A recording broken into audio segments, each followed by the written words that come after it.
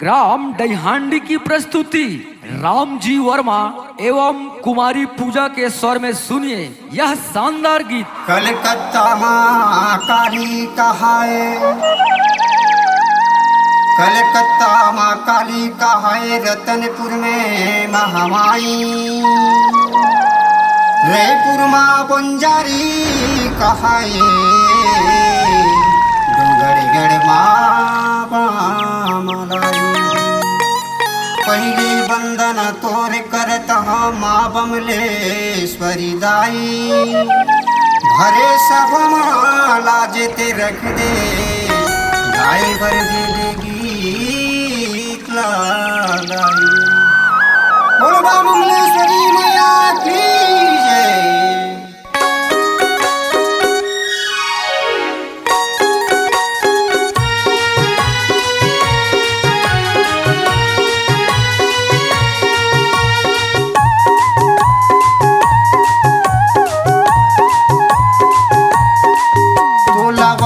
खुदाई मोरे बमलेश्वरी महामाई, तोला बंदा खुदाई मोरे बमलेश्वरी महामाई।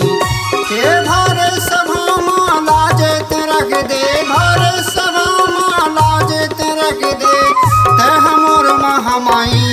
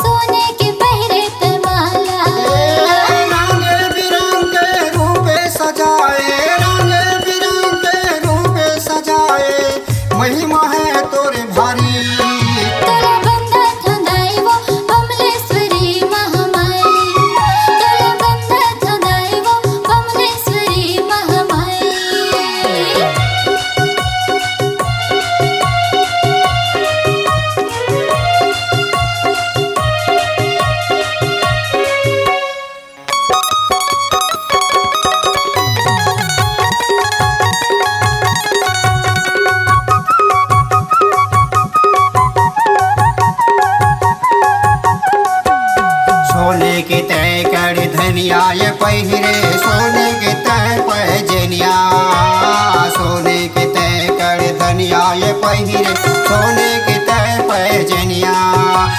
सोने के पहरे पैजनिया तदाई मोर, सोने के पहरे पैजनिया, सोने के पहरे पैजनिया तदाई मोर, सोने के पहरे पैजनिया।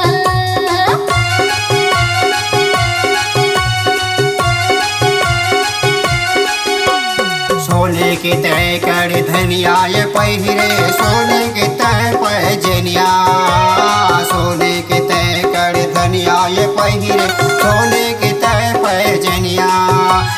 सोने के पहरे पैजनिया तदाई मोर, सोने के पहरे पैजनिया, सोने के पहरे पैजनिया तदाई मोर, सोने के पहरे पैजनिया। ऊंचे पहाड़ी मते हावे राजे, ऊंचे पहाड़ी मते हावे राजे, मही मही तुर भरे। तोला बंदा खुदाई मोरे बमलेश्वरी महामाई,